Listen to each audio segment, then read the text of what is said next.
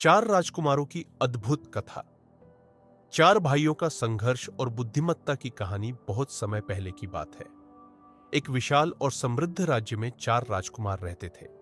ये चारों भाई न केवल बहादुर थे, बल्कि परस्पर में अत्यधिक प्रेम भी करते थे। वे अपने राज्य की रक्षा और कल्याण के लिए समर्पित थे। उनके पिता, जो राजा थे, अपनी प्रजा के बीच बहुत प्रिय थे और न्यायप्रिय माने जाते थे। एक दिन राजा ने अपने चारों पुत्रों को बुलाया और उनसे कहा, अब समय आ गया है कि तुम अपनी अपनी जिम्मेदारियां समझो। मैं चाहता हूं कि तुम विवाह कर लो और अपनी जिम्मेदारियों को संभालो। चारों राजकुमारों ने अपने पिता की आज्ञा का पालन करने का निश्चय किया और राजमहल के समीप के राज्य में स्वयंवर के लिए गए। वहां चार सुंदर राजकुमारियां थीं, जो अपने रूप और गुणों में अद्वितीय थीं। चारों भाइयों ने उन राजकुमारियों से विवाह किया और अपने अपने परिवार को नई दिशाओं में ले जाने का संकल्प लिया।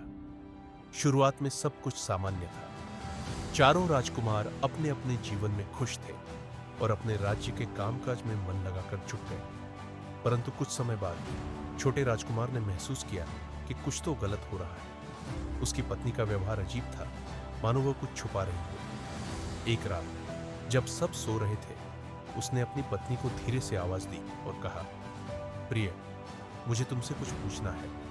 तुम्हारी बहनें और तुम हमेशा मुझसे कुछ छुपाने की कोशिश करती हो। क्या बात है जो मुझे नहीं पता? पत्नी ने पहले तो बात को टालने का प्रयास किया, लेकिन छोटे राजकुमार की जिद के आगे वह हार गई। उसने कहा, हे राजकुमार, यह सच है कि हम चारों बहनें साधारण नहीं हैं। हमारे पास कुछ रहस्यमयी शक्तियां हैं, परंतु मैं आपसे सच्चा प्रेम करती हूं और आपके साथ जीवन बिताना चाहती हूं। यह सुनकर छोटे राजकुमार को बहुत हैरानी हुई। उसने पूछा, यह शक्ति कैसी है और इसका उपयोग क्यों करती हो? पत्नी ने बताया, हम चारों बहनें दुष्ट मायावी के नियंत्रण में हैं। वह हमारे परिवार पर शापित है और हमें अपनी शक्तियों से नियंत्रित करता है। जब तक हम उसकी बात मानते हैं, वह हमें कुछ नहीं कहता, लेकिन उसकी क्रूरता हमें अपने अधीन बनाए रखती है।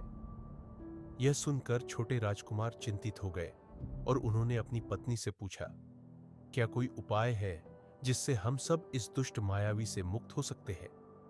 पत्नी ने कहा, केवल एक तरीका है। तुम्हें और तुम्हारे भाइयों को हमें छोड़कर यहां से दूर चले जाना होगा। यह मायावी हमें तुम्हारे साथ देखना पसंद नहीं करता।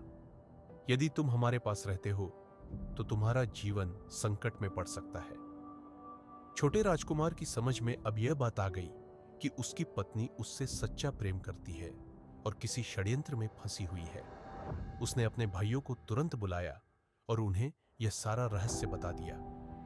अन्य तीनों राजकुमारों को भी पहले अपनी पत्नियों के प्रति संदेह हुआ, लेकिन अब वे इस सच्चाई से रूबरू हो गए। सबने मिलकर योजना बनाई कि वे किसी बहाने से राजमहल छोड़कर दूसरे राज्य जाएंगे, ताकि दुष्ट मायावी का प्रभाव समाप्त हो सके। अगले दिन चारों राजकुमारों ने अपनी पत्नियों को कहा कि राज्य के एक महत्वपूर्ण काम से बाहर जाना आवश्यक है। उनकी पत्नियों ने उन्हें संदेह के बिना जाने दिया, क्योंकि मायावी का ध्यान किसी प्रकार उनके प्रेम और निष्ठा की तरफ नहीं गया था। जब चारों भाई महल से दूर चले गए, तो उन्होंने सोचा कि अब मायावी का उन पर प्रभाव नहीं पड़ेगा और वे सुरक्षित हैं। लेकिन कहानी में एक नया मोड़ आया। दुष्ट मायावी को जैसे ही यह पता चला कि चारों राजकुमार महल से निकल गए हैं, वह क्रोधित हो गया और उसने अपनी शक्तियों से उनकी पत्नियों को वश में कर लिया। उसने उन्हें आदेश दिया कि वे अपने पतियों को वापस बुलाएं, अन्यथा उनके परिवार पर एक बड़ा संकट आएगा। यह खबर जैसे ही छोटे राजकुमार को मिली, वह दुखी हो गया। उसे अपनी पत्नी की स्थिति का भी ख्याल था। तब उसने अपने भाइयों से कहा, हमारी पत्नियां मायावी के नियंत्रण में हैं। हमें कोई उपाय करना होगा ताकि वे इस संकट से बाहर निकल सकें। अंत में चारों भाइयों ने मिलकर एक योजना बनाई।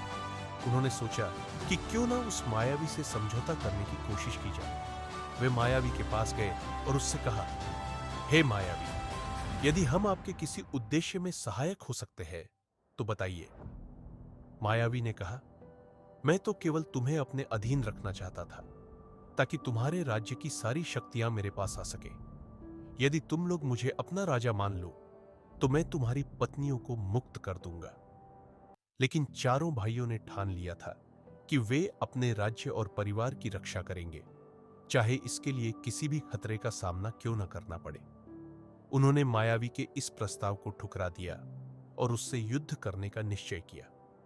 यह युद्ध कई दिनों तक चला, जिसमें मायावी ने अपनी शक्तियों का पूरा उपयोग किया, लेकिन चारों भाइयों ने अपने सामरिक ज्ञान, धैर्य और साहस के बल पर अंततः उसे पराजित कर दिया। मायावी ने हार मानकर वादा किया कि वह फिर कभी उनके जीवन में हस्तक्षेप नहीं करेगा और उन पर या उनके परिवार पर कोई संकट नहीं लाएगा। अंततः चारों राजकुमार अपने राज्य में वापस आए और अपनी पत्नियों को इस दुष्ट मायावी के प्रभाव से मुक्त पाया। उन्होंने अपने परिवार को एकजुट रखा और अपने राज्य की रक्षा और प्रजा के कल्याण के लिए प्रतिबद्ध रहे।